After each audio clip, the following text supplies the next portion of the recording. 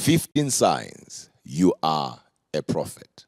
Sign number 1, God reveals things to you. Things that have happened, things that are happening, or even things that will happen. Amos 3 verse 7 declares, surely the Lord does nothing unless he reveals it to his servant, the prophet.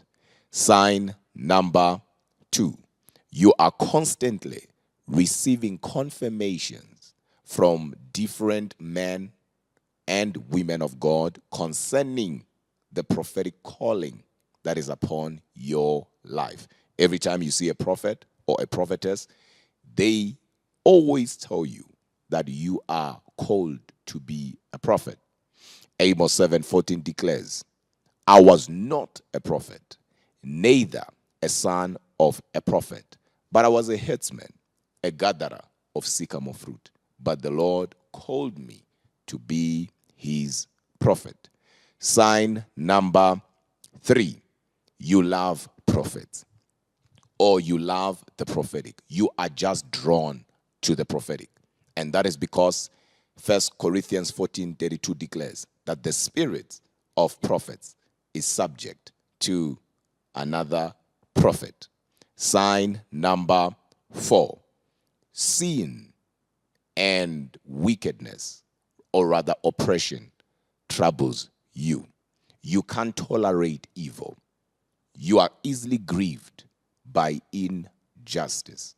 As a matter of fact, you hate sin. Sign number 5, you are constantly experiencing what we call in the prophetic recognition, also known as deja vu. This is where you see people, moments, or even events, and you feel like you have seen them before. Sign number 6, you like to be alone. You are a loner. And that is because prophets and seers are loners, not lonely, but you love to be alone. You love to draw yourself or to withdraw from people. Moses did it. Elijah did it. Jesus did it. As a matter of fact, you have hunger for solitary retreat. Sign number 7, you always feel isolated, but don't know why. And that is because isolation is a mother of greatness. Every great prophet, every great prophetess is and was isolated by God. And you see that in 1 Kings chapter 17. Sign number 8, you are a dreamer. You hear God in dreams. And that is because Numbers 12 verse 6 declares, if there is a prophet among you, I, the Lord, will make myself known unto him in a vision, and I will speak to him in a dream. Sign number 9, you have a praying spirit. You are an intercessor. You love praying for others. And that is because Ezekiel chapter 22 verses 30 declares that I looked for a man who would stand in a gap, but I found none. So you are always compelled to stand in the gap.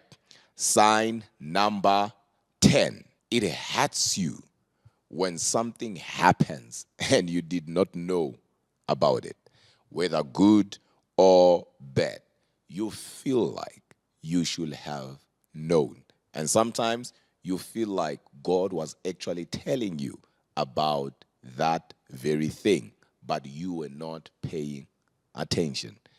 Sign number 11, word of knowledge. You seem to know things that people did not tell you about.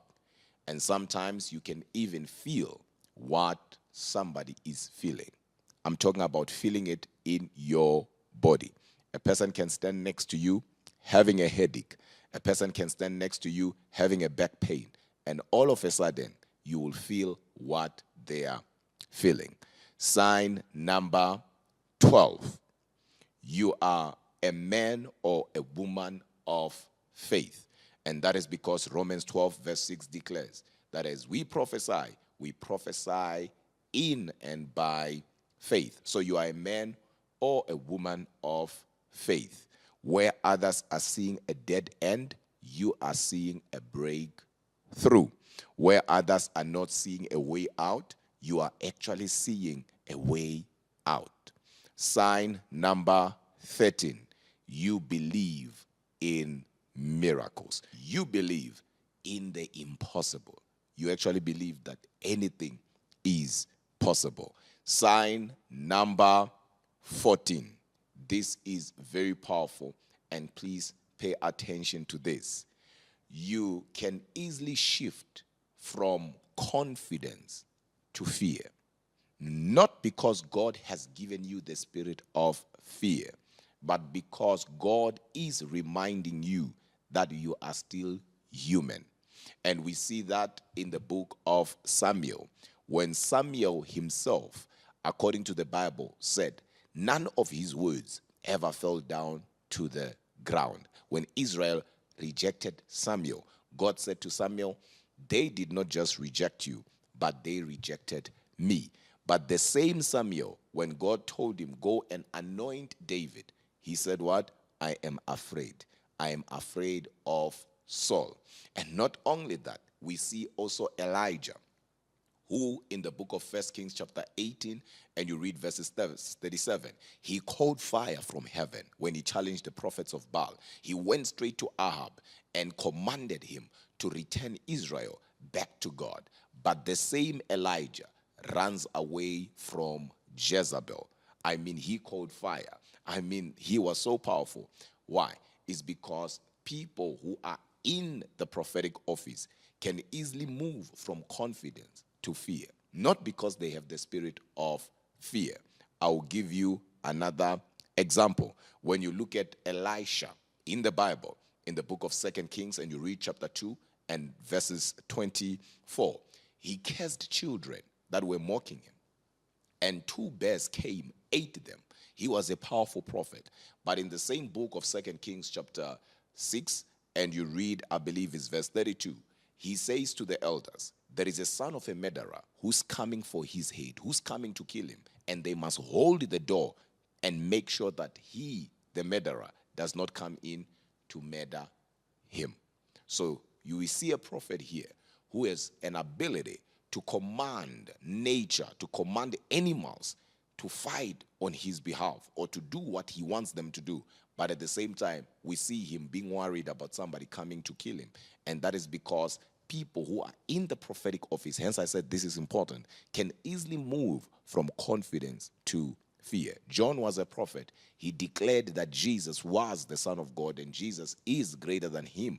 But when he was now in prison, he sent his disciples to ask if Jesus is really the Messiah. And that was because he expected Jesus to come and deliver him from prison. So he was once confident that Jesus was and is the Son of God. But when he was now in prison, he was shaken. Sign number 15.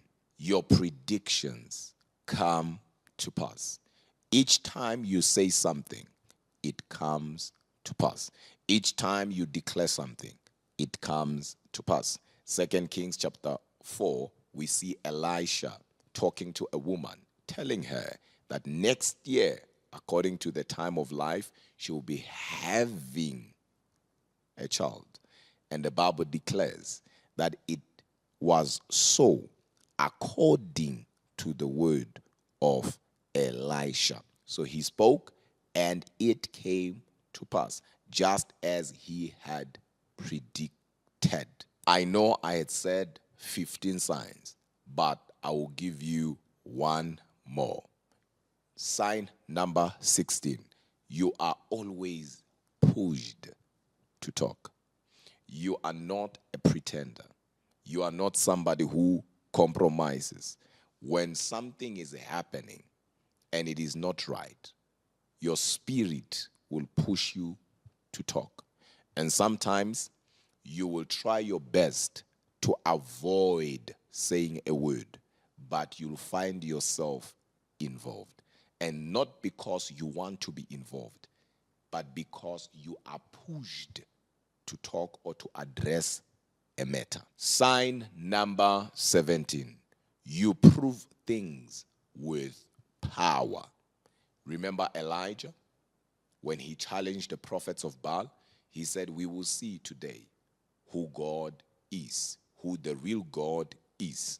And he went further and said, the one who shall answer by fire. Prophets love proving things with power.